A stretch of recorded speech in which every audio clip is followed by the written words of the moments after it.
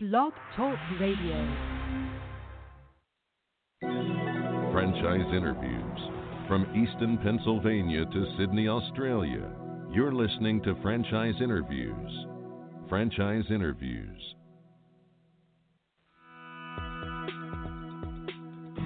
Welcome to Franchise Interviews.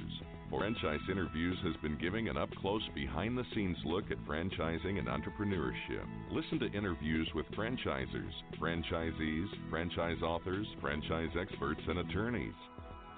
And now, welcome your host, Marty McDermott, and Franchise Interviews.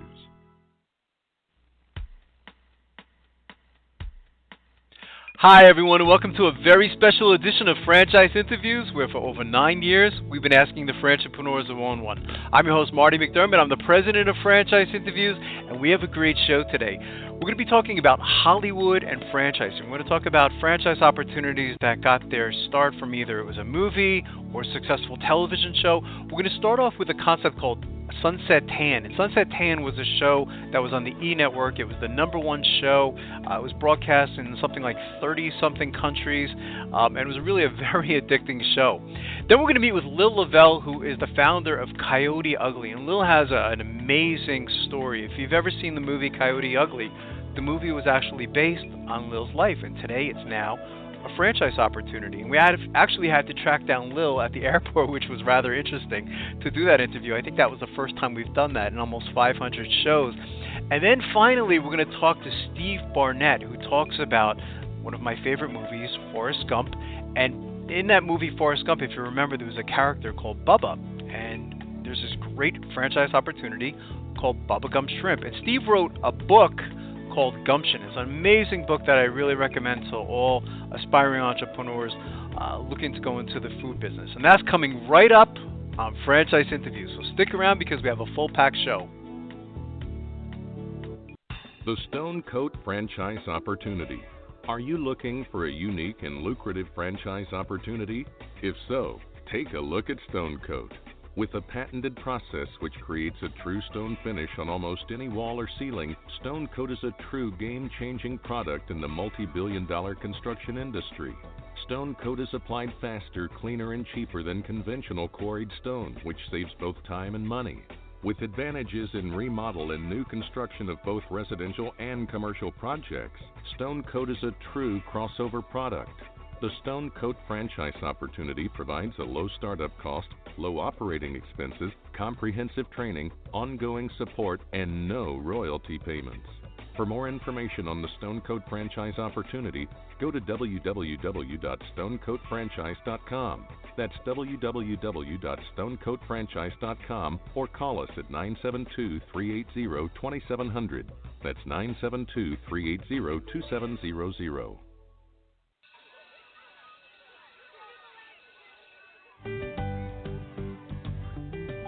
Franchise Teacher. Would you like to know how to franchise your concept or grow your franchise business? Meet the experts at Franchise Teacher. The goal of Franchise Teacher is to teach, coach, consult, and advise. The team of experts at Franchise Teacher will evaluate your business model and present you with a winning business strategy. Franchise Teacher will help you decide whether or not your concept works and if it's franchisable. Franchise Teacher is proud to have over 30 years of experience in franchising as both franchisees and franchisors. Franchise Teacher are developers of over a dozen franchise systems, which include brick and mortar as well as home-based concepts of nearly 3,000 combined franchise locations. Whether you need to add more units or get more customers, Franchise Teacher can help. We will teach. Franchise Teacher will help you learn our proven system. Coach. Franchise Teacher will help you provide a game plan to succeed. Consult. Franchise Teacher will make sure you stay on track. And advise. Franchise Teacher will help you learn from our over 30 years of experience in franchising as both franchisees and franchisors. Take advantage of our free, no-obligation phone consultation.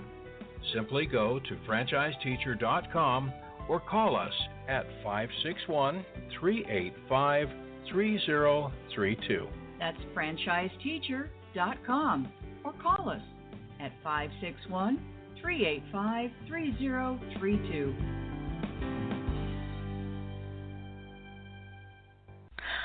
Hi, this is Connie McDermott, Administrative Assistant for Franchise Interviews, LLC, and you are listening to Franchise Interviews. Franchise Interviews. From Easton, Pennsylvania to Sydney, Australia, you're listening to Franchise Interviews. Franchise Interviews. Well, today, Don, we have a great show. We're meeting with the Vice President of Franchise Development for LA Sunset Tan, Mark Kickenup. And as I mentioned earlier, Mark's been involved in franchising, not to date him, for over 25 years now. And LA Sunset Tan Productions has been branding their name for over 5 years, and their reality show, which I mentioned to you that I'm a big fan of and my wife Connie's a big fan of, hit the #1 spot on the E! Network with, I believe it was over 30 million viewers. And LA Sunset Tan is redefining the Bronze Age by introducing the world to the most luxurious and innovative tanning concept ever experienced. Hey, Mark, good morning. Welcome to the show. Good morning. Let me get out of the tanning bed here. I'm getting tanned this morning. Oh, there you go. You got a good life, Mark. There you go. There you go. Even an old guy can be tanned. There you go. Mark, joining us is my co-host, Don Johnson of Diamond Financial. I know, Don, you wanted to say hello to Mark. Yeah, hey, Mark. Appreciate you coming on the show. Marty and I are really starting to become more familiar with your show. I was just down at the IFA show, Orlando, got to meet someone from your company, and, we're very excited to have you on today. Well, great. I'm looking forward to it. That's fantastic. Well, Mark, we always like to start off asking where you're calling from today. It sounds like you're in the tanning bed, but well, yeah, I'll clean that up a little bit. I'm actually here in my office here in Scottsdale, Arizona. Oh, okay, good. That's fantastic. I know you've kind of been all over the United States over the last several months. It sounds like you're back and forth from Jersey to California.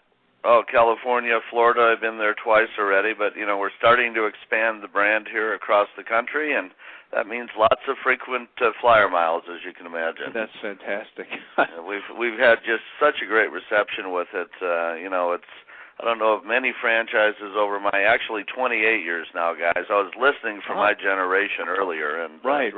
I'm ahead of one of you by about a year there. But, there you go.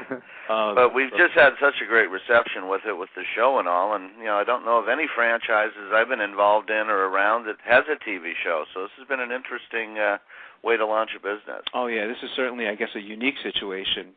Mark, probably as long as you've been in franchising, I guess something like this hasn't really happened before, Yeah, they only have black and white TV when I started. There you go. It's quite a difference now, but it is amazing the power of the television. Sure, absolutely. And it really is. And the show is fantastic, by the way. I mean, I've been a fan. My wife Connie's been a fan. I've been a fan from an entrepreneurial perspective of just watching the show, watching these two guys, launch this business, and it was just very interesting for me. While my wife Connie liked the stories, just going on. So, just really great. I know you've been involved in franchising for some time, Mark. How did you get involved in franchising?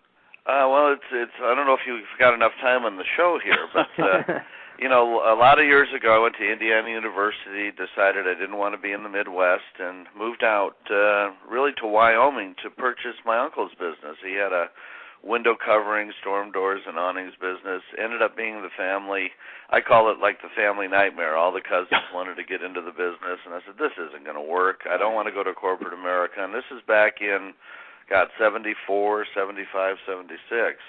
Yeah. And somebody said, well, why don't you be a fireman? And I said, a fireman? Right. I says, well, you work 10 days, you've got 20 off, and everybody seems to have started their own business. I said, bingo, I'll try that. So got into the fire department, had an installation business.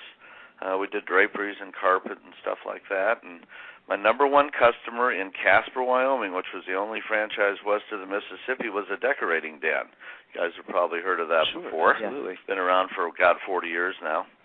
And he was going to sell the business, and I said, my God, you're my top customer. I'll buy the business. Right. So my entree into franchising was a home furnishings business with decorating den and being a fireman 10 days a month. And I didn't, you guys are in the finance business, and here I was, a blue-collar kid from Chicago, no money, and I needed a lot. And so I ended up building a home, myself, found a lot, got the equity in it, and went to the SBA in 1983 when the interest rates were 18.5%. Wow. And purchased my first business by building a house so I'd have equity in an asset to get into it. And that's fantastic. kind of the rest is history. Sold that in Casper after about 5 years, moved to Denver, and kind of launched there. In those days, it was called the Master License Program. Right. And built out the kind of the West for them, and then just kind of moved around from there. Really liked helping people get into the business as much as running it. Right. And spent some time with Decorating Den, Sir Speedy, a lot of different companies like that. The service brands with Molly Maid helped launch 1-800 Dry Clean and Mr. Handyman there for them. And yeah, we've had them on the show actually. Yeah. Yeah, and great people, and you just learn so much and see so much being a consultant in the business. And absolutely. One day the phone rang at you guys may know Lane Fisher from Philly. Right. Very big attorney in the franchising business, and his friend Larry Rudolph from LA Sunset Tan, who was Britney Spears' ex-manager, called him and said, "We want a franchise. Who do you know?" Exactly. And my phone rang, and I ended up out in LA, and that's fantastic. we started putting the building blocks together. That's terrific. Great story. So, Mark, you said you're being a fireman. I'm sure fighting fires on the business side was probably just as rough when you first started Decorating Den. That was probably a pretty tough adjustment taking all that on. Well, we talk a lot about matching people to the right concept and different things like that. And here you have a fireman that becomes a decorator, right? Right. And I would have, I don't think I'd have passed the profile test today, but I was a businessman. I hired decorators and managed them, and ran the business. But you're right. The only thing about the business that wasn't life and death as my full-time job was at that time. So you've been in franchising obviously a long time. What are some of the biggest changes that you've seen over the last 20-plus years, Mark? Well, we've got to go to the Internet, right? After Al Gore invented it for us. Yeah. All of a sudden the shows started going away, and I think some of the biggest changes is finding the people that wanted to buy a business. I'm sure you've had a few segments on this. Once the Internet came out and all these things started happening, is how do you make that switch from standing in a booth 30 times a year shaking somebody's hand to, trying to shake hands across the Internet electronically. Right. And, our group here at Franchise Outsource, which is our consulting company, we've got 15 guys that look like they're 50 or 55 years old, and we like to think that 15 of us have made that transition and learned as well as we can how to communicate and work with people on the Internet. But if I look at anything from a retail standpoint or even from the development side of helping people in the business, I think the Internet has by far been our biggest change. That's something. Yeah, it makes it can make small companies look big, which can be a problem for people looking. It's a lot of window dressing on companies that you got to figure out what is behind those screens and get on a plane and go see people today, I think. That's right. Also, just the amount of franchise consultants out there. It's been a pretty big change. All the different companies, people helping people rather than just being on their own. So you're right. Internet, a good source of getting that initial information. But then where they go from there, I think the franchise consulting industry has been, pretty big. Well, it's really amazing. I don't know. Have you guys tried to figure out how many consultant networks are out there now? Is there 25? Well, our company's provided financing. We're specialists in franchise financing, and we've dealt with, at least about 6 or 7. I'm sure there's a bunch more. Yeah, and I'm counting some that are, one or twosies or 3 or 4 people. But, some of these groups have upwards of 300, 350 people. So, I'm looking at 1,000 consultants out there, probably talking to 30,000 people a month, I would guess. Right, absolutely. Have you been surprised about the new types of concepts coming out, Mark? Like when you go to the shows, I'm always fascinated with some of the concepts that are out there. It's quite interesting. That's a great point. Doing this for 25 years, and some of you know, there was a lot of shows going on out there, and you'd see these concepts. But what the IFA's been bringing in, 200 to 300 new members, probably on the average over the past 5 years. Right. And you think, well, how can there be a new concept? Haven't we franchised it all? And boy, I was in California, and there sat a choo-choo engine. Did you see that? No, I didn't see that. No. Yeah, it was it was a vehicle, but it was kind of a long train, and they would take that. You were talking about children's parties and things like that earlier, Right. And sure enough, this guy drives his train over to somebody's birthday party, and they drive around the neighborhood in That's it. incredible, isn't it? Yeah, I heard about that, but didn't see it. Yeah. Yeah, it was. Hopefully that's not a train wreck waiting to happen. I couldn't help myself. So There you go. couldn't help myself with that. But then I walked around the show, and I was very interested to see there was an olive oil franchise. Have you seen that one? No.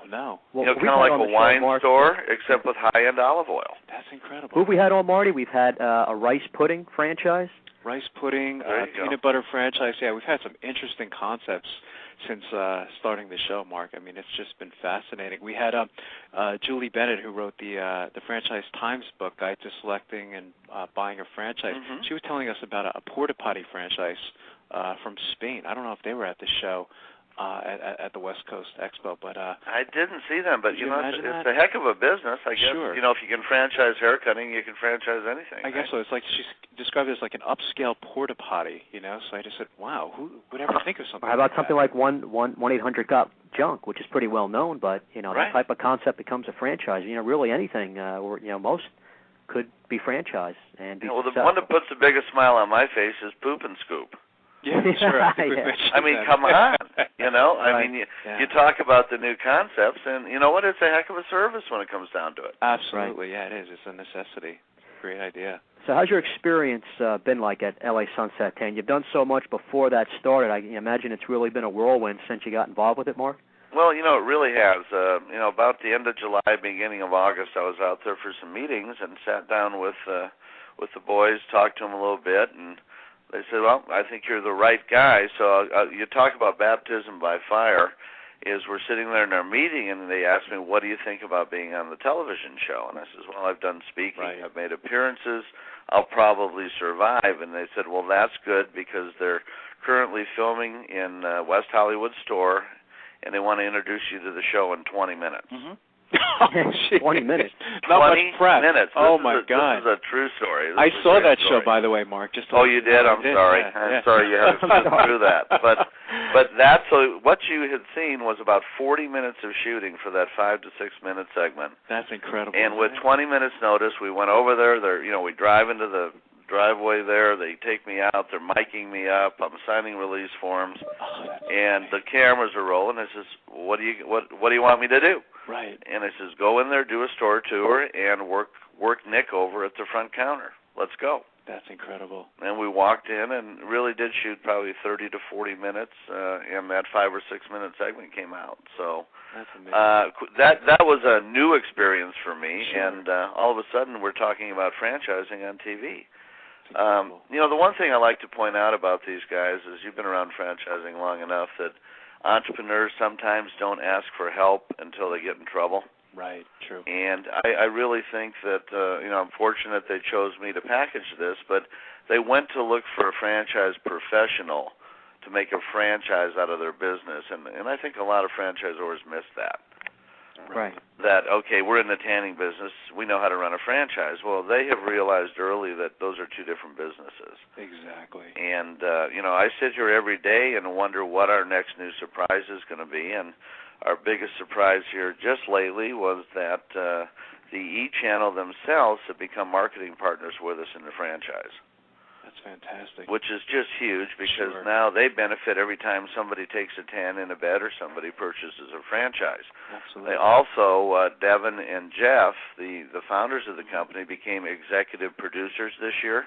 Oh, really? Which gives them, more content control. Right. So we're going to be talking about the franchise here in 2008. We start filming March 10th next week, and we will be launching the premiere of Season 2, I believe, on May 25th.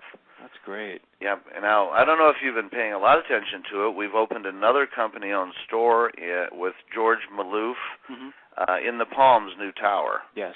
Yeah, and we're going to be doing the big grand opening that will be filmed for TV on May 31st there. That's and for people listening, it's on the E Network. And what's the the day of the week it's on, Mark? It'll be on Sunday evenings, depending on your time zone. 7, 8 o'clock in the evening. So. Right. Very interesting. But I just bring that up because every time we turn around, there's just something new going on. I mean, the public relations of this. Fishman does our public relations in the franchise industry, and BWR is a PR firm in the entertainment industry, and these are probably one of the first franchises I haven't had to do a lot of heavy internet advertising or conventional advertising because of the show and the amount of press this gets. Oh, very different lead. Yeah, I mean, it's very unique, like we've been speaking about. Yeah, I mean, and that, I guess that saves a lot to the bottom line because, very expensive, all that marketing and advertising. Doing the trade shows, our company exhibits at all the shows as well. Yeah. Yeah, I remember Devin said in an interview, Mark, I guess he was saying that they were getting franchise requests in over a dozen languages, which I said, that's incredible. I mean, it makes sense, though. I mean, with, 30 million viewers, the number one show, it's you must be on the phone all day. Well, I'm on the phone with several other people, quite frankly, but, we're in, I think, 114 or 117 countries. The biggest challenge I have with the business is holding back on the reins. Sure.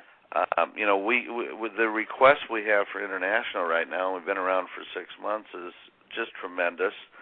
We're trying to grow the country in pockets, and in our first year here, really my goal is to have about 20 franchisees that purchased, 45 to 50 units, and probably have 12 to 15 open this first year. And we got to get that foundation underneath us. And, could we have gone out and sold 100? I think we could have.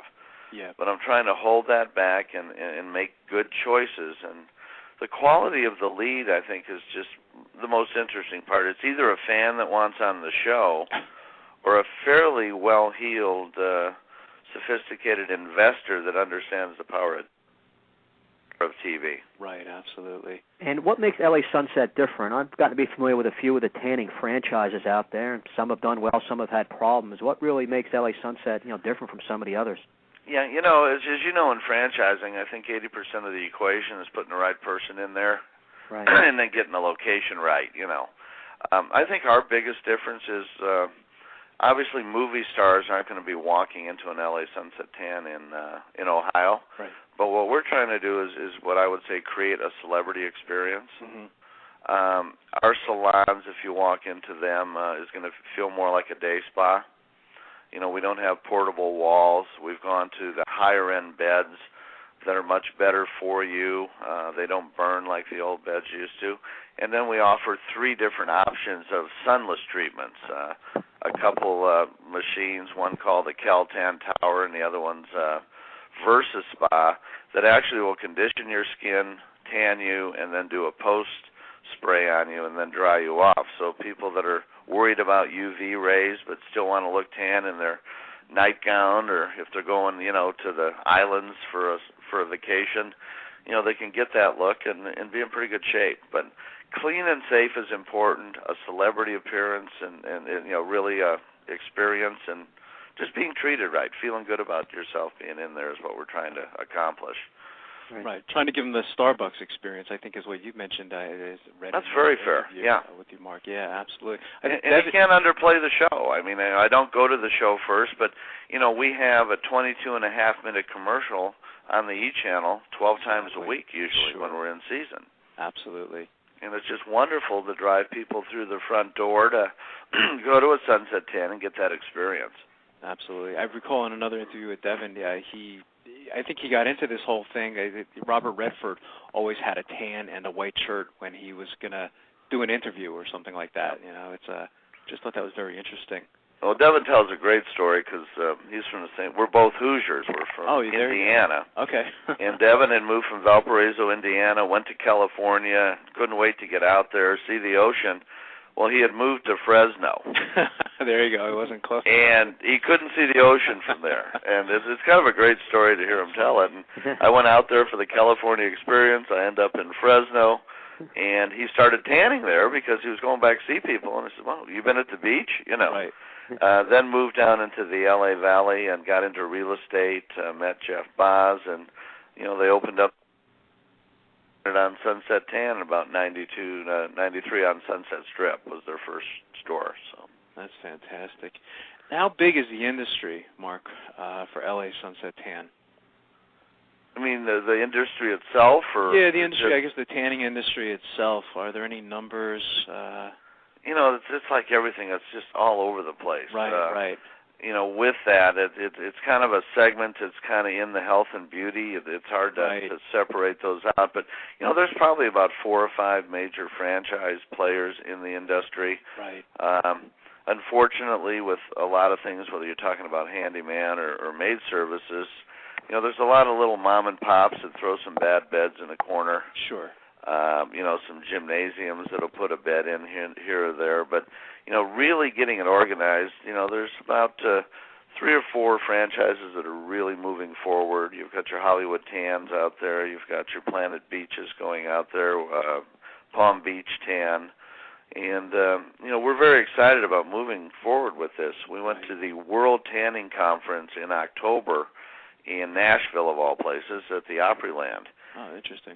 And it was amazing, all the folks in the tanning industry. That's where we launched the franchise. And there was just literally hundreds, if not thousands of people coming up to us, thanking us for really bringing tanning to the forefront again. That's great. With the show and all that. And you can imagine at that tanning conference, 8,000 people. If you were in tanning, you're probably watching the show. Right. So these folks were literally rock stars down there.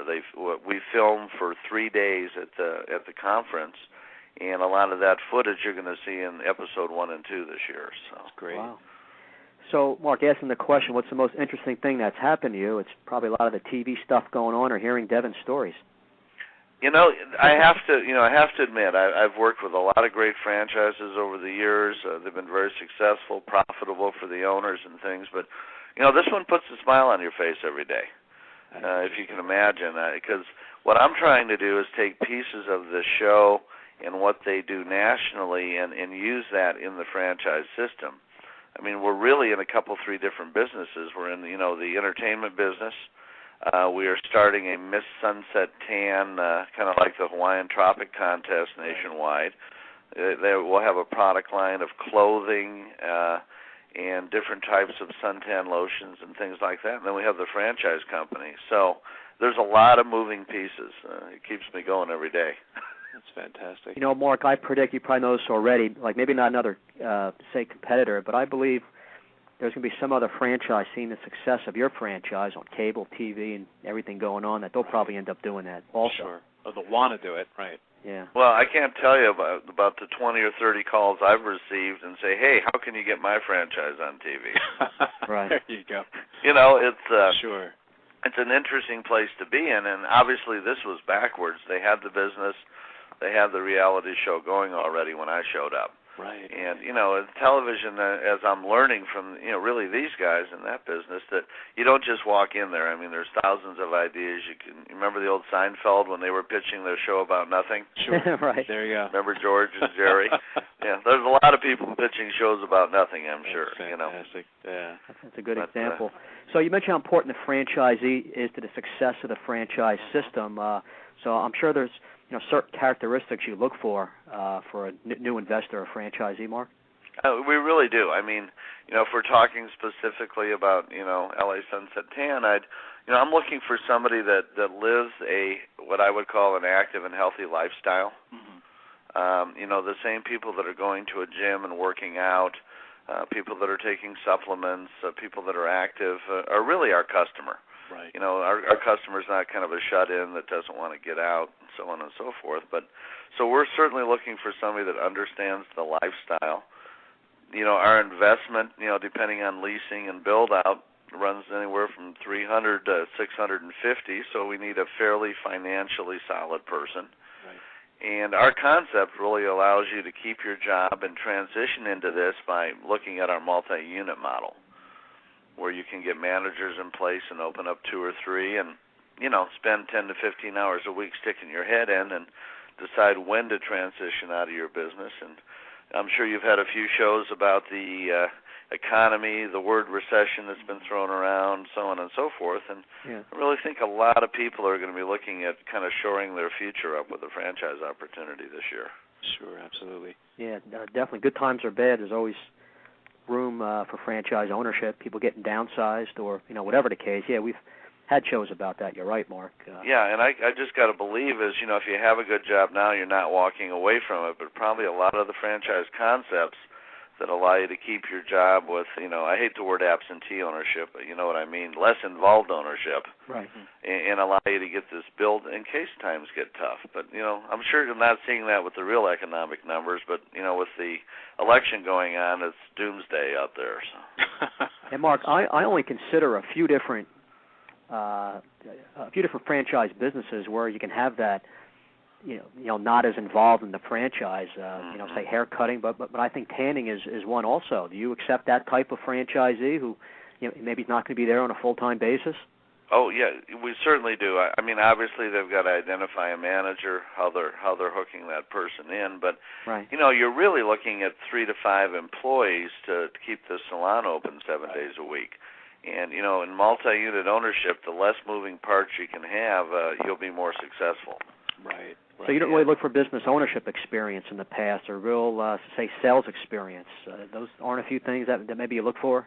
Well, this business is, in the way they've been successful with this in L.A. would be promotionally. They get out there, they get involved with the community. They get promo girls out on the street. They get involved with gyms. So this doesn't make you a storekeeper. Right. Which I really like about it. You can get out and get active in the community. So we're looking for someone with a great personality. We also have an area representative program where you can buy several counties and have the rights to open up 30 to 40 units, selling those to franchisees and doing that. And currently, I will not take anybody in that position that hasn't been an area developer or an area rep, so we can provide the correct support. Right. Well, with a great personality needed, I guess, Marty, you and I would be great franchisees for this. There you go. Well, you guys would be all over this, Yeah. Absolutely. Yeah, I like how you guys are very selective, Mark, and I think you mentioned you're not selling franchises. You guys are rewarding franchises, which I thought was very interesting. Well, we've all said that in all of our careers. We've always wanted to really try to select the right franchisees, right. And I've done several interviews of people saying, well, boy, this thing can go too fast, it can fall apart, all of those different type of things. And the TV show and the lead flow that we're getting really allows me an opportunity to make a lot of choices. It's true. About people. And, we still take them through a qualification process, different things like that to make sure that this is working. And we just have more to choose from, and we want to go slow and make sure we make those correct choices as we're doing that. Right. What is the training like, Mark, for new franchisees? I know one time you mentioned to me that your discovery days are called like auditions. They're really interesting. It's called audition day, yes. And that's kind of fun. The people fly in. We go to kind of a new wave hotel in the LA area, so they can kind of get that experience. And then we pick them up in a limo. We do a few store tours, go through more of a discovery day with a PowerPoint at the office, go over to the LA Sports Club and have lunch with them, and they spend about 2 hours with the founders and the owners, and then come back, and then we take them back to the hotel. But the training for this is we do 5 days in one of our salons in training area in Beverly Hills, and then once your store is ready to open, we come back to your area for 3 days before your soft opening. Right. Along with phone support and different things like that. And something we did that we wanted to make sure we protected the brand was we use One Source Retail to do all the build-outs of our stores. Right. So we have, they stock 10 packages down in St. Louis. So when they go out and you get your white box ready, that they come in and do the build-out, so we have it branded and every salon will look the same. That's great. Is there an ideal location, Mark, that you envision? Yeah, I think the ideal location is you're looking for probably a strip center, 2,000 square foot footprint. Right. And I want to see a gym somewhere. Right, absolutely. That makes sense. Because, kind of one stop. People will work out, then they'll tan, and kind of one-stop shopping for them. Right. So that would be ideal. The closer you can get to the gym, sure. I think the better off you are. Yeah, it makes sense. I bet you the grand openings are a lot of fun with yeah. The type of theme and, what your franchise is all about. Well, they really are. We actually have the owners escrow $15,000, and then we put in as corporate $10,000 into that, so they have a $25,000 grand opening package, and we have the cast members come out also. That's fantastic. So we put our PR people into the market. We get the advertising, radio, TV, billboards, whatever it takes, and we really want to get these franchisees off to the right, what I call that 90-day critical period. Right. Well, hopefully you'll have some New Jersey and Pennsylvania soon. My background with the name Johnson, Swedish, very fair-skinned. I need some color. The funny thing is you will only get so dark. We get people that keep tanning, and if you're Irish or Swedish, you're only going to get so dark. Right. You only can go so far. Well, we're going to take care of that for you because we should be opening around May 1st to the 15th in the Ramsey area in Bergen County. Wow, that's excellent. Incredible, yeah. Well, I have roots up there where I was born, went to college. I'm more down in central Jersey. I'm sure Well, we'll work our way down there, but again, we're pocketing, and you talk about the quality of a franchisee. Our franchisee's name is Inez up there, and she worked for a day spa and ran a day spa that has a customer list of 30,000 people and makes sure 400 to 600 people a day had a great experience. That's fantastic. And those are the kind of people, as you ask about our operators and who they should be, here's somebody that understands pampering. Right, absolutely. So we're real excited about that. New Jersey was a little bit off the beaten path for us, but her and her future husband purchased 4 units up there, and they're going to be opening those up in the next 2.5 years. So. Oh, that's fantastic. And was she a fan of the show too, Mark? She was. That's she incredible. Was.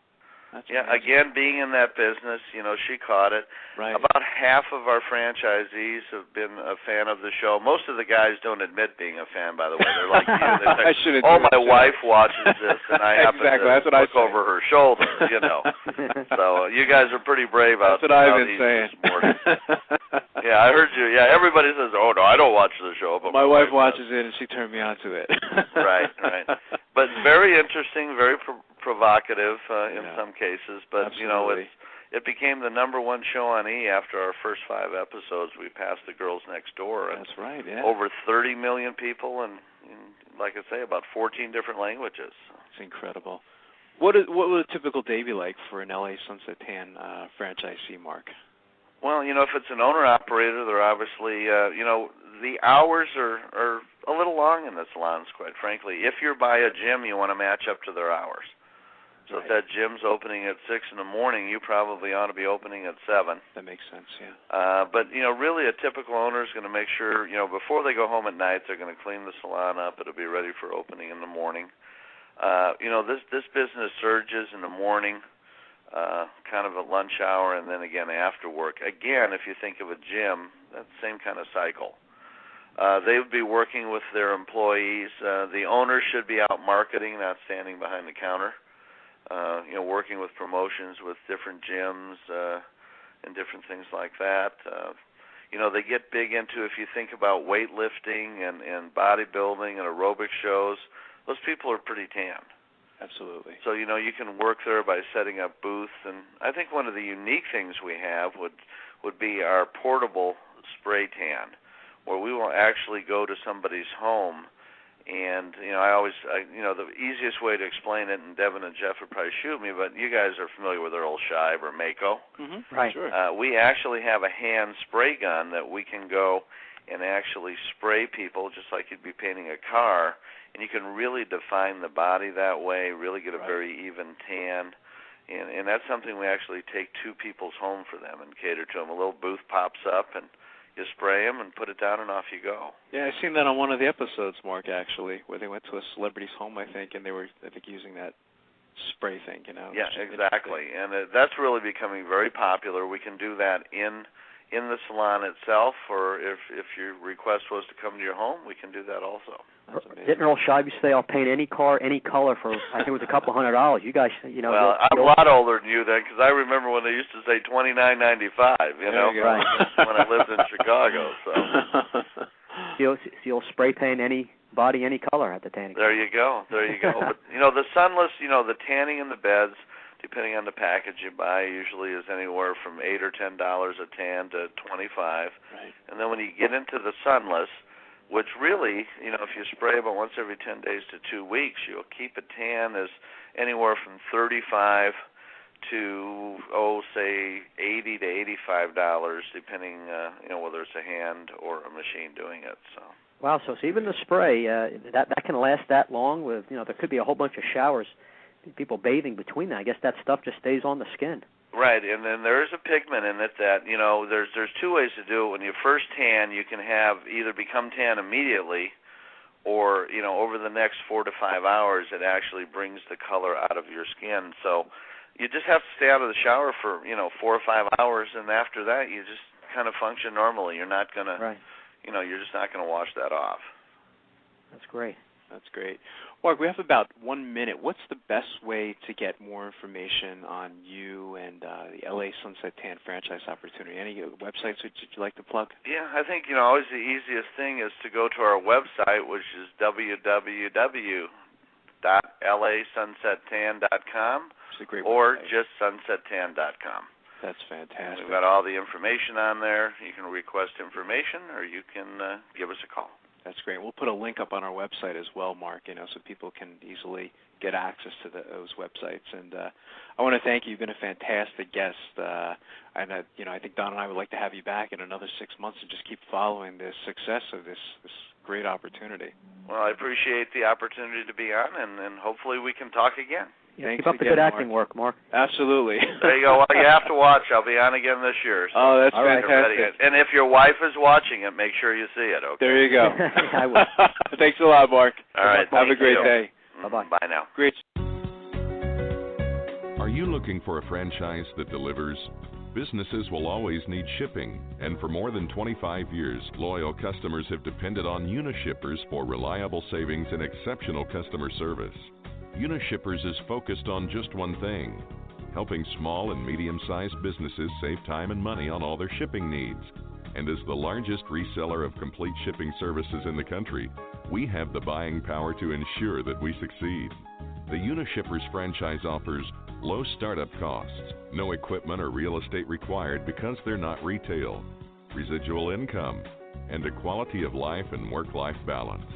For more information on becoming a Unishippers franchisee, go to www.unishippers.com and click Franchise Opportunities, or call Franchise Development at 801-708-5822. That's 801-708-5822.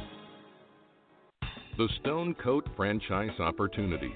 Are you looking for a unique and lucrative franchise opportunity?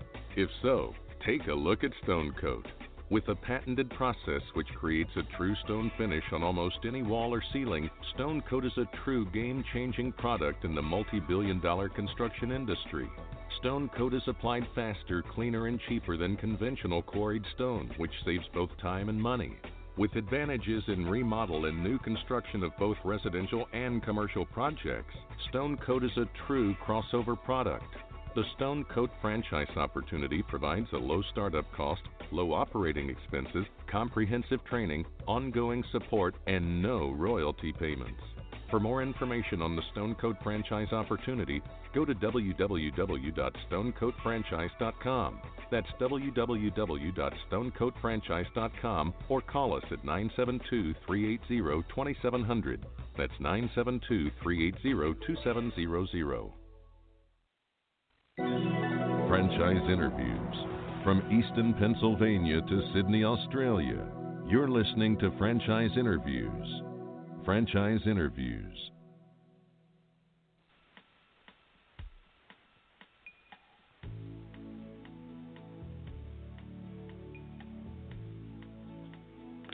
Hi, everyone, and welcome back to a very special edition of Franchise Interviews, where for over 8 years, we've been asking the Franchpreneurs one-on-one. I'm your host, Marty McDermott. I'm the president of Franchise Interviews, and as we were saying earlier, we have a great show today. We're meeting with Lil Lavelle of Coyote Ugly Saloon Franchise, and the most famous bar on the planet is now the hottest franchise concept on the planet. Hi, Lil. How you doing? Welcome to the show. I'm awesome. How are you? I'm doing great, Lil. It's great to have you on the show. We always like to ask our guests where you're calling from today. I'm calling from San Antonio Airport right now. Oh, fantastic. Oh, that's great. Well, maybe we'll hear some planes in the background there, right? Well, unfortunately, I have a feeling it's going to be the screaming kids you'll probably hear. That's okay. Well, I know you've been all over the place. And it's interesting because, I read about your background, your biography, which is fascinating, by the way. And I knew you grew up in New York. Do you miss New York, or do you get back once in a while? You know what? I get back enough that I get my fill, and it's just, an evolution in my character that now I love San Diego. I'm a California girl now. Well, they say it's great. I mean, they say that San Diego is one of the best places in the country to live, isn't it? You know what I think? It's just like business. You start out with something and that's all you know, and as you start venturing the world, you kind of change and things happen. But, yeah, it's pretty nice. Right. Pretty nice That's place. fantastic. That's great. Well, we're happy to have you on the show. One of the reasons we started the show, Lil, is we found that every business has a story, and yours is one of the most interesting I think we've had on the show in 8 years we've been doing the show because, Hollywood actually made a movie based on your life, and I thought, maybe we can, go right to the beginning and you could describe the history or the evolution of Coyote Ugly Saloon. Well, basically, when I went to college, I bartended and waited tables, like most college kids do. Afterwards, I worked on Wall Street for a year, but I made $250 a week. That wasn't cutting it.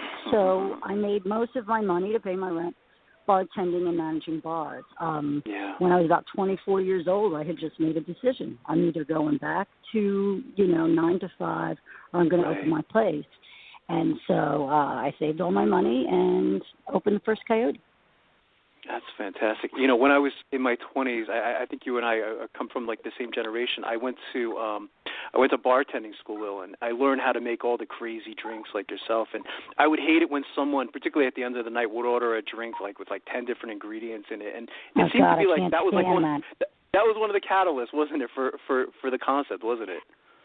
Well, I was actually managing one place, this kind of rough and tumble country bar, but I was also bartending at this Brazilian steakhouse. And the Brazilian steakhouse, I would have to have like 4 blenders going at once with, guava juice, margaritas, and, all this stuff.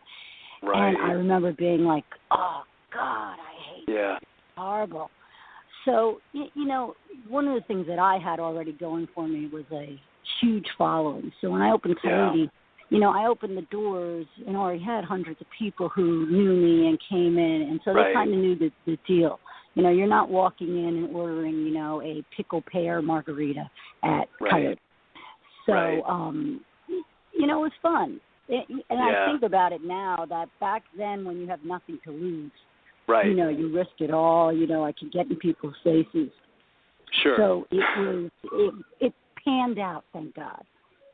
That's fantastic. One of the several concepts I love about your franchise is the powerful brand name, Lil. And I think you're going to be at the franchise show in England next year. I remember reading somewhere. How do you typically describe the Coyote Ugly Saloon franchise? If when someone came up to your booth and they said, so, like, typical question, like, what do you guys do?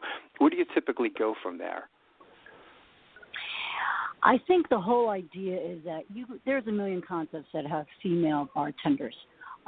But the beauty about, honestly, ours is that we do have a movie and a TV show that has provided a lot of, enlightenment to people. So when they come up to me at a franchise show, they actually usually know who we are.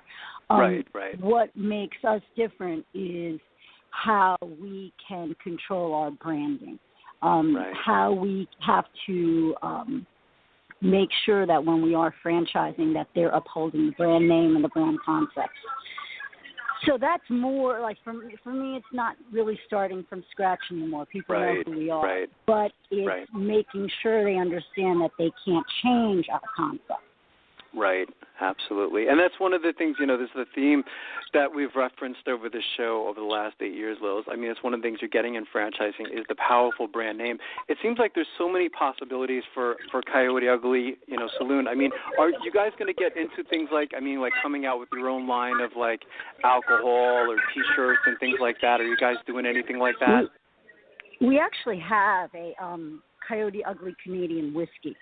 Oh, wow. Yeah, so that's already out there. The biggest problem has been right now we're only allowed to be sold, I think, in 4 states because you have to go state to state to get the permissions. but we're right now in talks with a vodka and a tequila company. Wow. So, cross fingers. Things look good. Right. That's huge, isn't it? I mean, did you ever imagine, when you were 24 years old, Lil? I know you're very optimistic and positive, but I mean, did you envision this? Maybe 20 years later? Not with Coyote. No. In fact, I was actually in negotiations with this guy. This is years ago. I don't even remember his name. But I had the Coyote in New York, and I actually wanted to open fast food, health food stores. Right. And in my mind back then, that's what I thought was going to be my big, winning concept. Right. But when a movie came along, there was no, that was it. I mean, you can't get a bigger push in business than that. Sure, absolutely. How has technology played a role in the business today, Lil, compared to, I mean, from when you first started doing this? I guess it's a lot different today, isn't it, in terms of technology? I think that what technology has done is, in operations, has changed the game. The marketing is completely different. Mm-hmm. How people learn where they're going. Where do you want to go to eat? Where's the movie theater? Where's this? So technology has now played a big part in changing how we promote our local locations. Sometimes good, sometimes bad. It's constantly evolving. So things are not quite as straightforward as it used to be. That's fantastic. Maybe we could jump to franchising, Will. I mean, what types of characteristics then? I mean, will you be looking for in your franchisees? I mean, do they have to have a background or experience in this type of business? I would prefer that. A lot of it is solidifying their finances, making sure that they have the infrastructure to have people who have operating experiences with, nightclubs, bars, restaurants. So, the one downfall with Coyote is that, everybody and their mother wants to open one. So we have to weed out the people that don't have the experience. What does it feel like? I mean, because Coyote now is in different countries now, too, aren't they, Lil? I mean, that must be an amazing experience for you to go to places like Russia, which I guess you've been there. To some of these places must be amazing for you. What does that feel like for you? I will tell you, when we first opened in Moscow, it was kind of emotional, honestly, because I couldn't believe my little bar in New York, all of a sudden had all these locations. And, there I am walking to work, going by Red Square. It was pretty incredible. It was funny because I also went to Catholic school like you growing up, and I remember you saying, I wonder what the nuns would think now. You know what I mean? It would be interesting going back. Well, they certainly still call and ask for donations. So. I can imagine, right? That's funny. That's great. Oh, that's something. What's the training like, Lil? For your new franchisees? I mean, how does that typically work? I mean, do they get the training in a Coyote Ugly saloon? Where does it take place? Okay. What they have to do is they have to come and they have to train at some of my locations. And then what we do is we take a training staff to help them open their location. Right. So they get an awful lot of training before they even open the doors. That's fantastic. Is there such a thing as a typical day as a franchisee, Lil? What's a typical day? Yeah. The day of awesomeness, obviously. You open the door. I can imagine, right. The millions of people come in. You want to know what? There's a lot of stuff that goes on behind the scenes. I mean, you have to keep up with your banking. You have to keep up with your hiring. You have to keep up with your paperwork. You have to, know how to do your inventory. There's a lot that goes on, and then it changes as you open multiple locations because you have to learn how to manage people in a different way. Right. But from them to me, well, one, I have a team that's set up, and they can call specific people. If they need help in marketing, they call one person. If they're looking for new sites, they call a different person. If they're, trying to get helpful hints for how to do a specific promo night, they call another person. So, you have a team that is there to support them when they need it. Right, which is so important, particularly in franchising.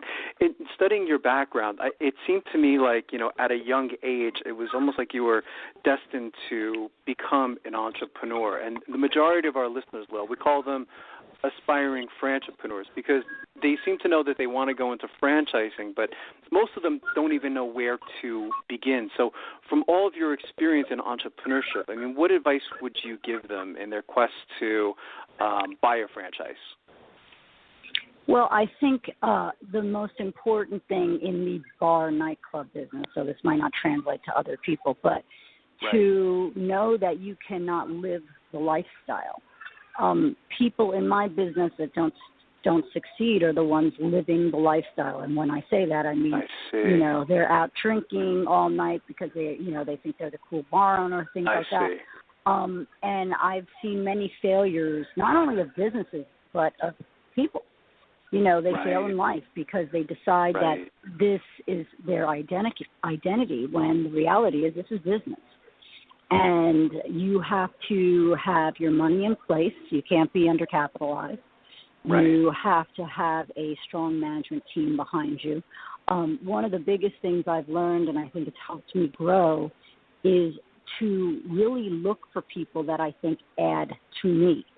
So, maybe they're better at something. Well, you're always learning something. And when you think you know it all, you don't know anything.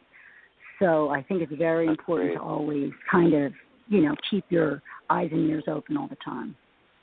That's great. I think that's great advice. It seemed like you knew it at such a young age, too. It seems young to me now, 24, but, you realized that cash was king as well, how you were, able to save a lot of that money, to invest into, these different things. I thought that was very clever on your part. You know what I think? And, I don't know how it would be now, but when you come from nothing, it's always a struggle. I remember always being worried, always feeling like you have to have the nest egg, always making sure things happen.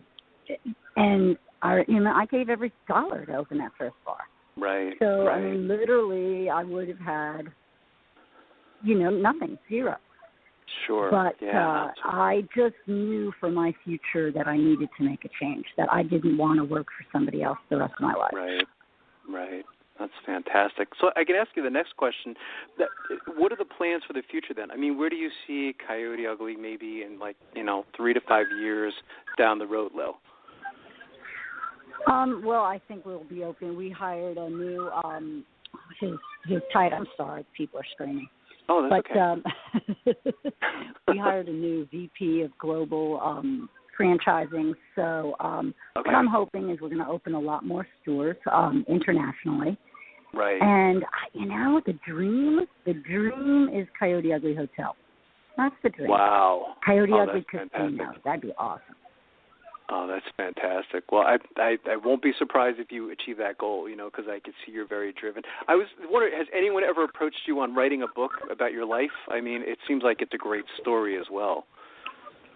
We actually joke about it. A few people have come to me, but we joke about it because I say I'd lose all my liquor licenses if I actually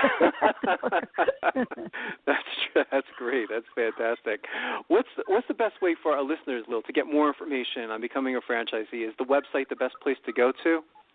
Yes, go to the website. That website gets you directed to my global franchising team, and they can get information from that site. So it's www.coyoteuglysaloon.com. That's fantastic. I want to thank you again for coming on the show, Lil. It was a privilege for me to interview you. I've been actually following you for some time now, so for me to be able to speak to you today has been a real privilege. So I'd like to invite you back next year as you continue to grow, because I think you're going to be very, very successful. Well, thank you so much. It was my pleasure, Lil. And we'll be right back with more franchise interviews. Franchisers, are you looking to reach aspiring entrepreneurs looking to buy a franchise? Are you looking to reach a highly educated audience on franchising? For over 8 years, Franchise Interviews has been giving an up-close, behind-the-scenes look at franchising and entrepreneurship through our website, franchiseinterviews.com. where you can hear and read interviews as well as get tips from some of the most successful sources in franchising.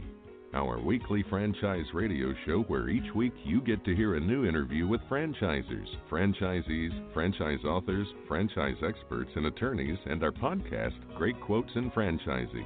For more information, go to franchiseinterviews.com or call us at 610-905-2919. That's 610-905-2919. Franchise Interviews. From Easton, Pennsylvania to Sydney, Australia, you're listening to Franchise Interviews. Franchise Interviews. When you don't go to Geico.com, car insurance can be confusing. Like Swedish techno confusing. Bark, bark, meow, meow. Dance with me, purple cow. Bark, bark, meow, meow. Ooh, you lovely cow. Geico makes it easy. With 24/7 access, all you have to do is go to Geico.com and you could save money on car insurance. It just makes sense. Unlike, Dance with me, purple cow. I like your move. Blog Talk Radio. Blog Talk Radio. Franchise Interviews. From Easton, Pennsylvania to Sydney, Australia, you're listening to Franchise Interviews. Franchise Interviews.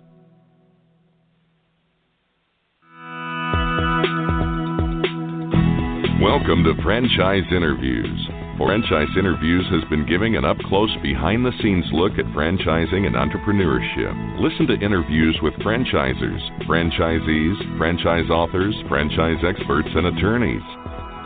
And now, welcome your host, Marty McDermott, and Franchise Interviews.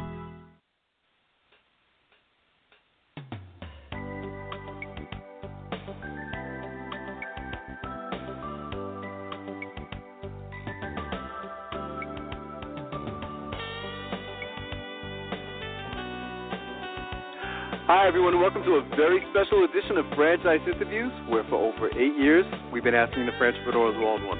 I'm your host, Marty McDermott. I'm the president of Franchise Interviews, and we have a great show. We're meeting with Scott Barnett, author of Gumption, taking Bubba Gump Shrimp from movie to restaurant. And we're going to talk to Scott about that in just a moment on Franchise Interviews. So stick around because we got a great show.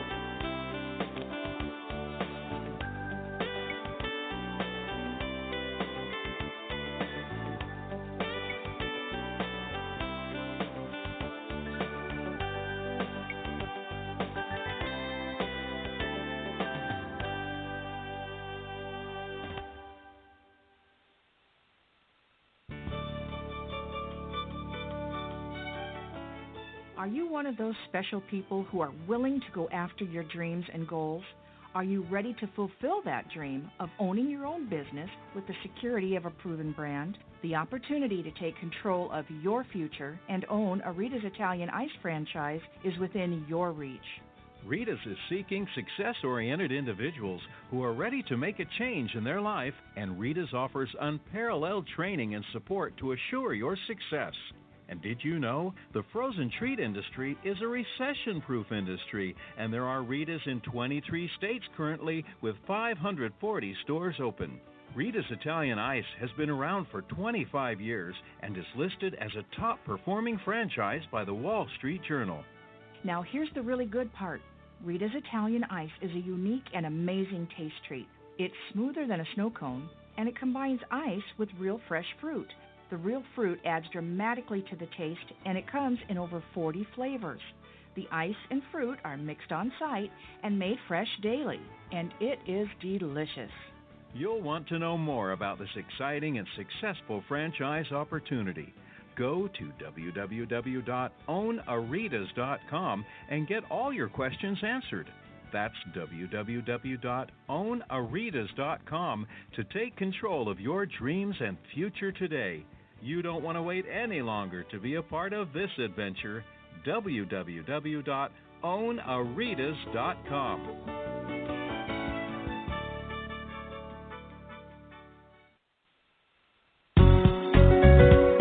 Are you looking for a franchise that delivers? Businesses will always need shipping, and for more than 25 years, loyal customers have depended on Unishippers for reliable savings and exceptional customer service. Unishippers is focused on just one thing: helping small and medium-sized businesses save time and money on all their shipping needs. And as the largest reseller of complete shipping services in the country, we have the buying power to ensure that we succeed. The Unishippers franchise offers low startup costs, no equipment or real estate required because they're not retail, residual income, and a quality of life and work-life balance. For more information on becoming a Unishippers franchisee, go to www.unishippers.com and click Franchise Opportunities, or call Franchise Development at 801-708-5822. That's 801-708-5822. Franchise interviews. From Easton, Pennsylvania to Sydney, Australia, you're listening to Franchise Interviews. Franchise Interviews.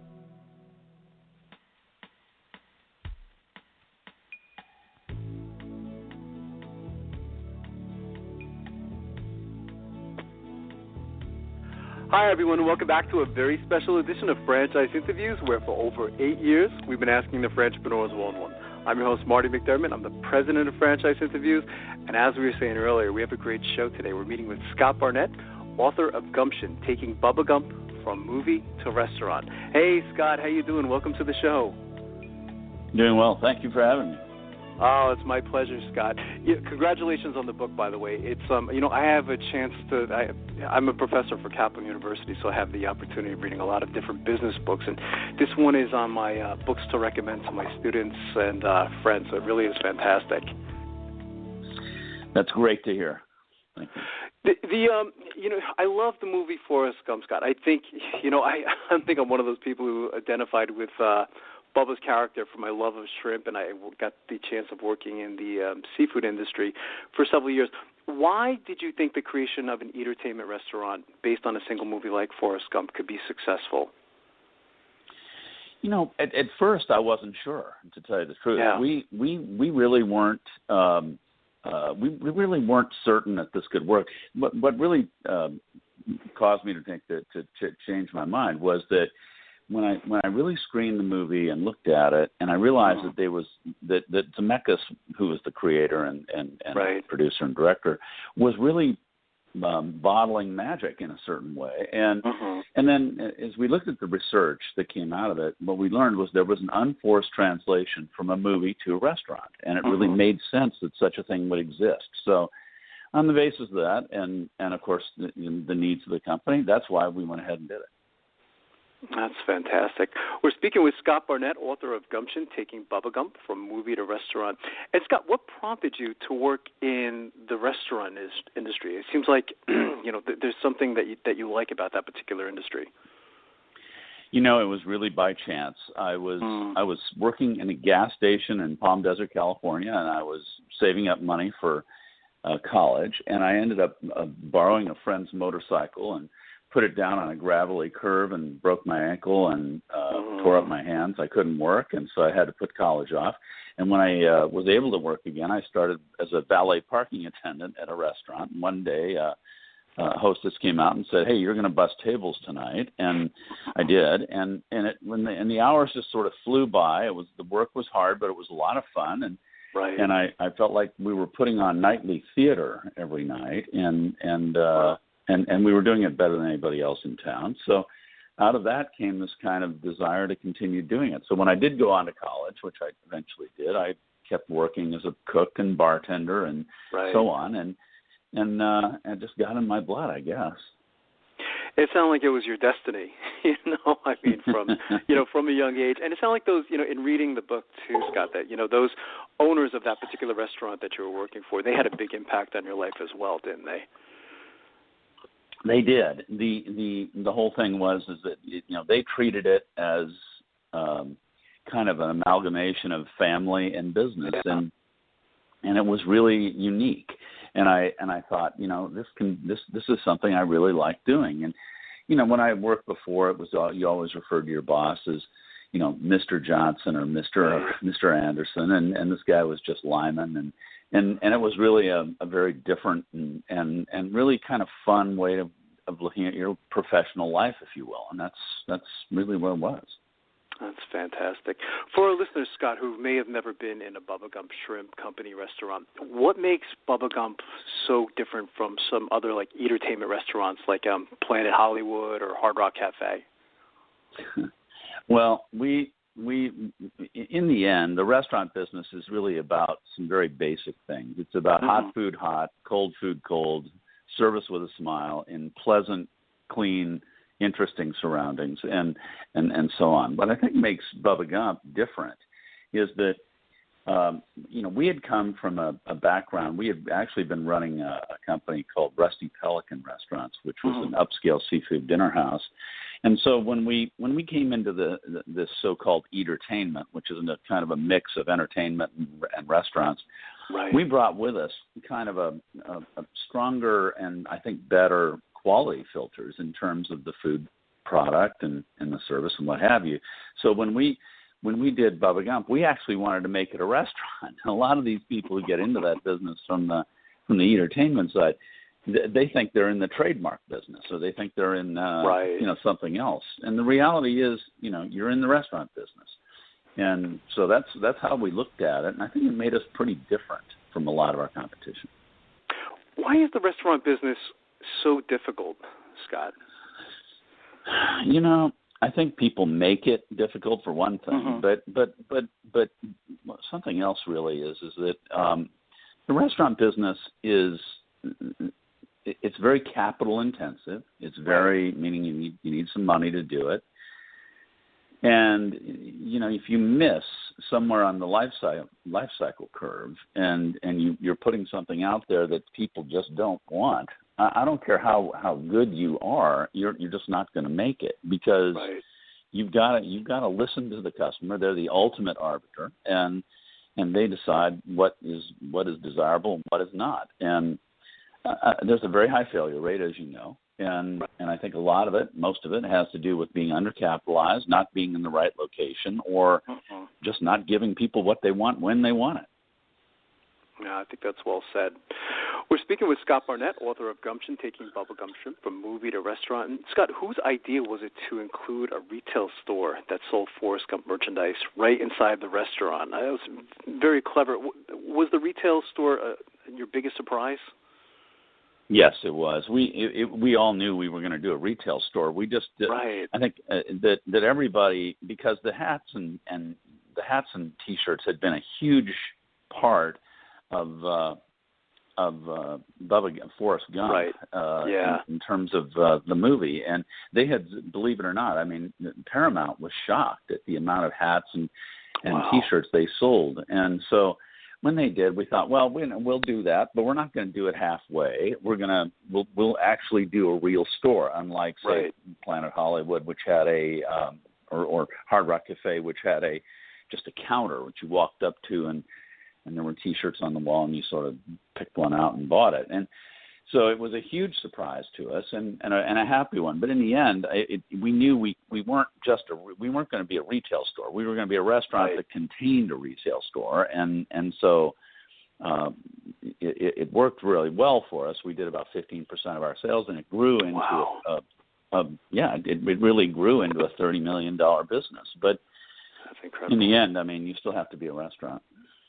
That's fantastic. I mean, there was a lot of innovative things that went on. The hiring of a Forrest Gump impersonator to be present at restaurant openings. I mean, that was another great example, and I saw that on the internet. How successful was that? That was really something.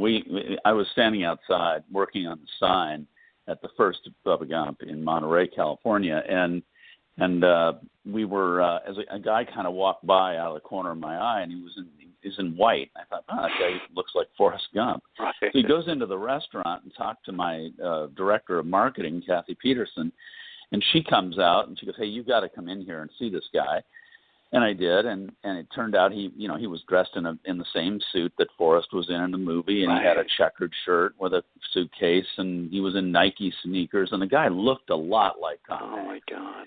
And he'd gotten his haircut like Forrest, and so I said, "Well, we'll hire him for the opening, and it'll be a novelty." Well, we ended up keeping him for a long time, and he must be the most photographed guy in America. I thought it was Tom Hanks. Yeah, when I saw it too, Scott. I mean, I thought it was. I mean, he looked just like Forrest Gump, the character. I mean, it was identical. I mean, it really was very clever, so I thought that was great. I was mentioning to you, Scott, I teach for a university and I teach marketing, and restaurants are essentially a marketing business. Maybe you could talk a little bit about the 4 Ps of marketing and how a new graduate can really understand the mindset of a restaurant CEO. Sure. I mean, the 4 Ps of marketing, as you know, if you're instructing in a university or college, is that it's for price, promotion, place, and product. And we, I always kind of viewed my approach to the business that way. I think that in terms of Bubba Gump, we really looked at that and kind of devised a marketing strategy out of that. And then, looked at it from the standpoint of our strengths and weaknesses and opportunities and so on, just as you would any strategic plan or business plan. And then we developed our marketing plan around that. In terms of pricing and product and promotion and all that, we really looked at Bubba Gump, and we did a lot of market research around it after we had gotten it open. We didn't do market research beforehand because there was nothing to do research about. Right. Once we did, we spent an inordinate amount of time doing research at every opening, both quantitative and qualitative. So we would do quantitative research like what we call nose counting, where we'd put a questionnaire in front of 300, 400, or 500 people, and then get a statistically significant response. Right. And things like what you like about it, what you didn't like, and so on. And then we did focus groups, a number of them over the years, where we would talk about what the impressions were and get an idea of what the overall general feeling was about the company. In terms of the menu itself, the product, and so on. I mean, and by the way, we view the product as not just the food. We also viewed it as the overall experience, the tenor of the service, how people viewed the ambiance and the atmosphere. And in the end, I mean, what we were trying to create was what I'll call an emotional souvenir that people could take with them, and do what is most important in the restaurant business, which is create a memorable experience that they're not only seeing, but they're part of. And so that's part of the engagement that we tried to do, was to get people to be a part of the experience as much as they were to quote experience it, unquote. And that was really, I think, where the product that we created was kind of unique. That's fantastic. I have my marketing students listen to that clip. I think what you just said there is fantastic. Well, speaking of location, we're talking about the marketing mix, Scott. I mean, you did some interesting things with the locations. I mean, you looked at poor performing restaurants that were in great locations. What were some of the biggest location challenges that you experienced? I suppose one of the things that people do is they say, oh, well, I'm going to locate on the pier, or I'm going to locate in this place, and that'll solve the problem. And really, it's not. You have to. It's a little bit like putting some attention to detail so that you get the whole.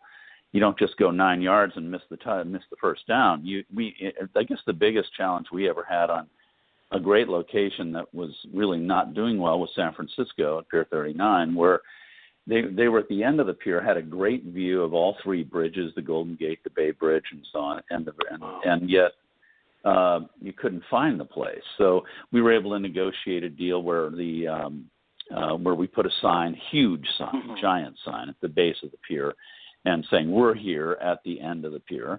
And then second, it was on the second floor, which is typically the kiss of death for restaurant locations, but we got the landlord to put an escalator up with our treatment on it. And then finally, it was sort of what I'll call on the perimeter of the pier. So we projected our presence into the center of the pier by leasing the space in front of us, and then cladding it with our treatment. So we were able to take a restaurant that had barely done $2 million and turn it into a $12 million restaurant with our name and so on. So I mean, there's things you have to do. You can't just say, well, I'm going to be here on the beach and think that I'm going to do it. You got to do a lot of other stuff. You have so much experience in the restaurant industry. It's interesting because it probably, all that experience, I don't know if it prepared you for, what was it like dealing with Paramount Studios, Scott? I mean, that had to be something new for you. I likened dealing with Paramount as to dealing with armed preschoolers. You have to be really careful. And we, but in the end, I mean, they're very tough negotiators. They're very, they contrary to what everybody may think, the Paramount, the movie business likes money, and they get after it pretty hard.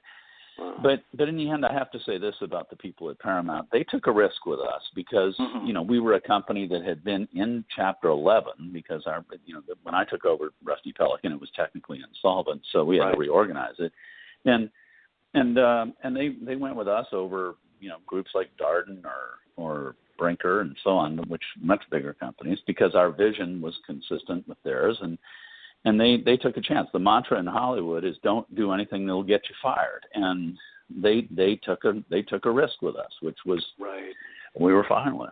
So in the end, we got the deal done. That's interesting, and I know you talk about in the book. In going international, you decided to use franchising as an alternative to expand, Scott. Why franchising, and what was that experience like for you? We the reason for franchising we didn't franchise domestically and don't, and so they still don't. Although we sold the company in 2011, but they don't franchise domestically now.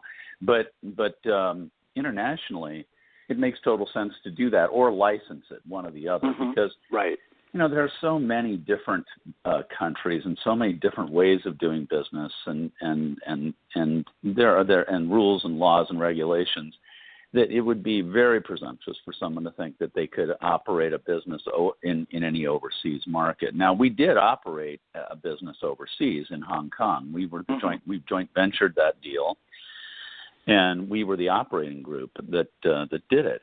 On the other hand, we also joint ventured in Mexico.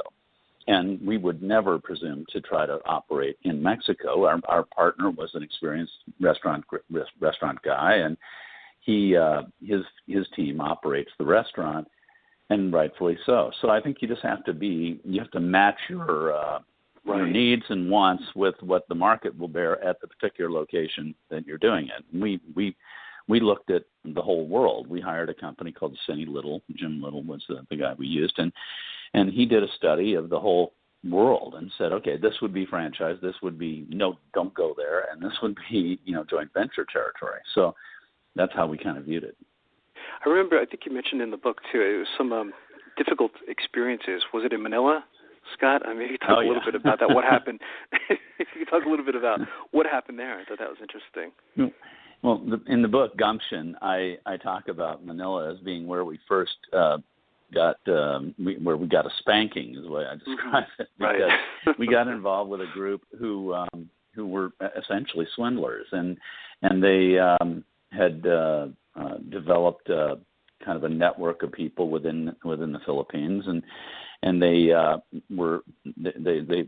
signed up with them. They were one of the first franchisees we were with, and they ended up with money trouble, as you would expect, and they were looting the company as well as looting some other companies. And over a period of time, we got more and more dissatisfied with them. And I went over and said, "Look, I want to be paid. Number one, I want this to happen, that to happen, and so on."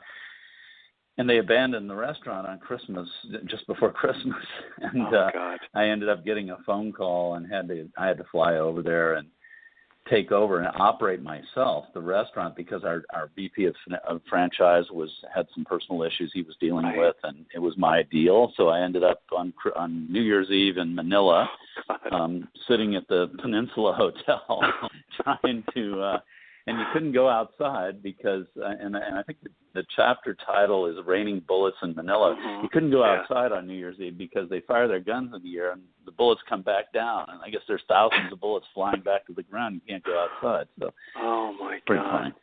And that's what I love about the book, is your sharing of all these different experiences, the ups, the downs, and, everything in between. I thought it was fantastic. A lot of our listeners that listen to Franchise Interviews, Scott, we call them, a lot of them are aspiring restaurateurs. I mean, they want to, own their own, franchise or a restaurant. What lessons can you pass along to them in their quest? Well, I would say this, that in there's a chapter in the book called CEO Lessons that I talk about where in the book Gumption, where I talk about what I learned and what I think are important things to remember. But one of the things is keep it simple, stupid is a principle that I learned from the founder of Rusty Pelican, Pete Sarakiewicz, a really smart restaurateur and entrepreneur. And he was always saying, but don't overcomplicate it. Keep it simple, stupid. And if you're going to be in the franchise business, it should be something that is what I use, and I don't know if the word even exists, but I call it franchisable, meaning that it's that it can be replicated and duplicated. And in the restaurant business, that's a very big, important part of the whole thing. Are there standard ways of doing things that are really, really standard and really replicatable? So keep it simple.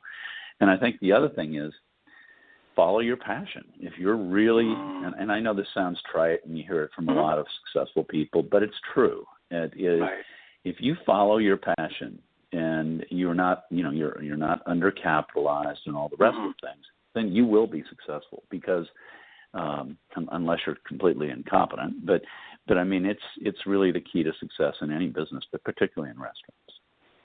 That's fantastic. What was the process of writing this book, Scott? I mean, how did you go about it? I mean, one of my dreams is to write a book one day. How did you go about writing this book? I mean, did you just sit down? I mean, there's so much in there. I was trying to picture the way you went about writing it. It's the genesis of the book was that I was at the University of Arizona speaking with Len Jessup, who was then the dean of the business school. Now he's president of University of Nevada, Las Vegas. And he encouraged me to write a case study for the grad students at Eller School of Business at U of A. And so I started writing it, and I got 10,000 words into it, and I still hadn't opened a restaurant. He was looking at it and saying, you should turn this into a book. And I thought, well, you know what, I can, and I did. And so the process really went like this. I would get up in the morning, write 1,500 to 2,000 words, and then put it away. And then in the afternoon, I'd go back to it and look at it and change it around and what have you. And then the next day, look at it again, and if I liked it, great. And then write another 1,500 to 2,000 words. And that was how the book got written. And it was really, the words didn't flow out, I guess, but they were certainly not, certainly was not a difficult process for me. That's fantastic. I mean, do you have other books in the work now, Scott? I mean, now that, this book is getting so much attention. Yeah, I think there's a possibility of another book. It's not about Bubba Gump, but it's about something else. And I'm considering it. I know the work involved. So sure, of course, and I have a consulting and practice and a speaking practice and so on, and I have some other businesses with which I'm involved. But I think there's a possibility of another book. Sure. That's fantastic. What's the best way that our listeners can buy the book, Scott? Are any websites that they go to? Can they go directly to your website, or they go to Amazon? What's the best way to get the book? Yeah, I think the best thing is you can go to IndieBooks or Amazon.com, or of course, almost all Barnes and Nobles are carrying the book, and of course you can get it in an e-version online at Nook or iBooks or what have you. Well, it was a privilege for me to finally get to speak to you, Scott. I think the book is fantastic, and I'm recommending it to all my students and friends and family. So you did a great job with the book. So I'd like to definitely have you back on the show again in the future. I'm a fan. I'm happy to do it. Thank you very much for having me. Thanks so much, Scott. We'll be right back with more franchise interviews. Need a business loan? Talk to Diamond Financial Services, the experts in franchise financing nationwide. Whether you're looking to start a franchise, acquire an existing franchise, or expand your territory through opening new locations, Diamond Financial stands by your side start to finish. From pre-qualification to packaging and presenting your application to securing a financial commitment and through the loan closing process, Diamond Financial is there. While you're waiting, thousands of others are making their financial dreams come true. Don't wait any longer. Pre-qualify now by completing a confidential, no-obligation financial analysis. Let's face it, traditional banks just aren't in the business of financing small business. At Diamond Financial, we specialize in securing franchise loans from $100,000 to $3 million and equipment leasing up to $150,000. Let us help you get started. Go to www.franchisefunding.net or call 877-508-2274. That's franchisefunding.net, 877-508-2274.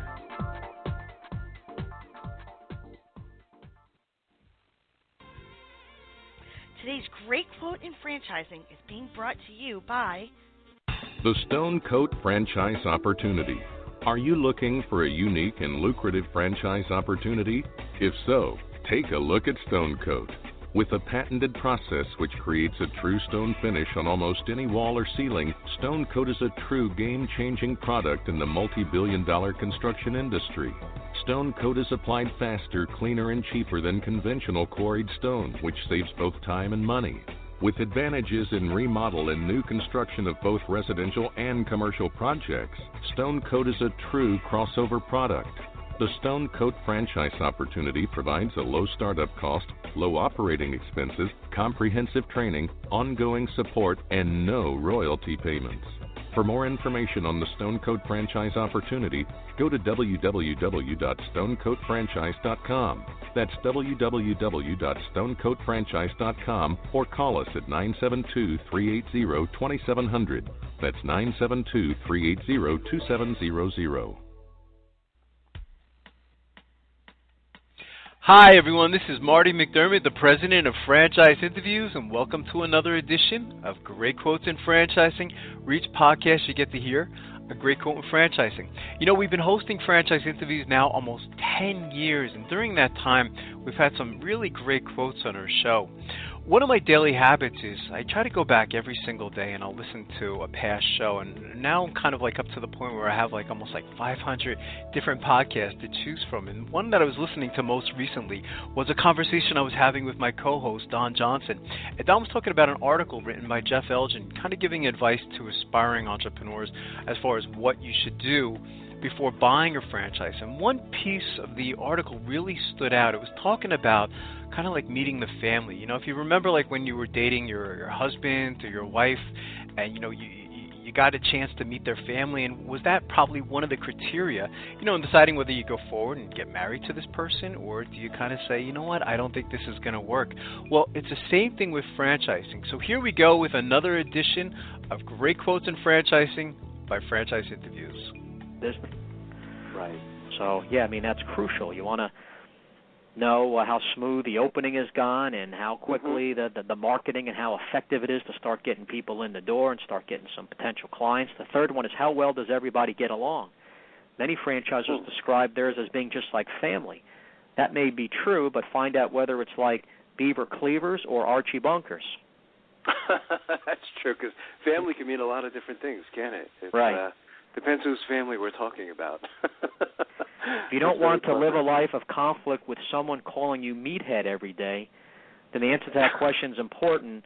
Make sure you have a good feeling about the support and teamwork of the organization and that it matches your values. And, you know, I guess franchises have what's called the Discovery Day, and you get to go meet them. And I guess, you know, if you're good at kind of evaluating people, I guess you'll get a good idea of how well everybody gets along and how professional the staff is, and if it does have that family-type atmosphere. I mean, you know, you definitely want to be involved. I mean, you can be excited about a great franchise system, but if there's franchisees who are complaining and there's a lot of change at top management, and they don't seem like everyone's very comfortable and friendly with each other. I mean, those are all warning signs.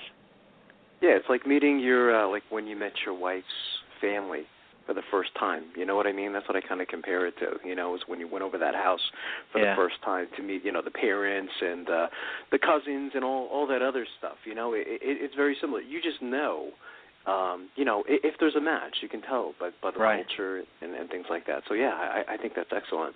I don't know about you, but I missed all my in-law warning signs. I really messed up there. How about you? You did. Well, mine are listening now, so I have to be careful.